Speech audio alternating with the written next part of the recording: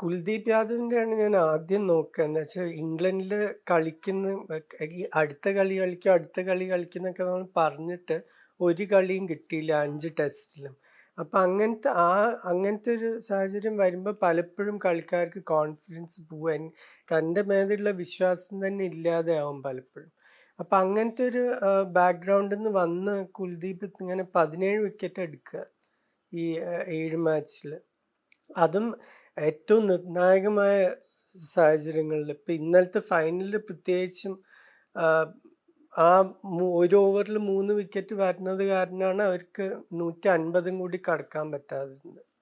പിന്നെ അഭിഷേക് ശർമ്മ എനിക്ക് തോന്നുന്നു എനിക്ക് ഈ കളിക്കാരെ മുമ്പത്തെ ഒരു തലമുറയായിട്ട് കമ്പയർ ചെയ്യേണ്ടത് ഇഷ്ടമല്ല.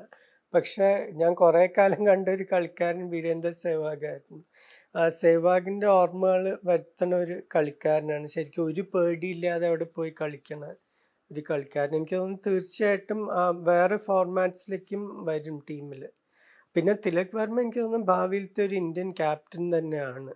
എന്താ വെച്ചാൽ അത്രയും ഇങ്ങനത്തെ ഒരു എപ്പോഴും നമ്മുടെ ഒരു കളിക്കാരൻ്റെ മികവ് നോക്കേണ്ടത് ഒരു ഈസിയായി ജയിക്കണ ഒരു കളിയിലല്ല, ഇങ്ങനെ ശരിക്കും പോരാടി ജയിക്കണ ഒരു കളിയിൽ പെർഫോം ചെയ്യണ കളിക്കാരെയാണ് നമ്മൾ നോക്കുക. അപ്പം അതിൽ ഇന്നലത്തെ മാച്ചിൽ ശരിക്കും തിലക് വർമ്മ കാണിച്ചു തനിക്ക് ആ പ്രഷർ ഹാൻഡിൽ ചെയ്യാൻ പറ്റും, അങ്ങനത്തെ ഒരു സാഹചര്യത്തിൽ നിന്ന് ടീമിനെ ജയിപ്പിക്കാൻ പറ്റും.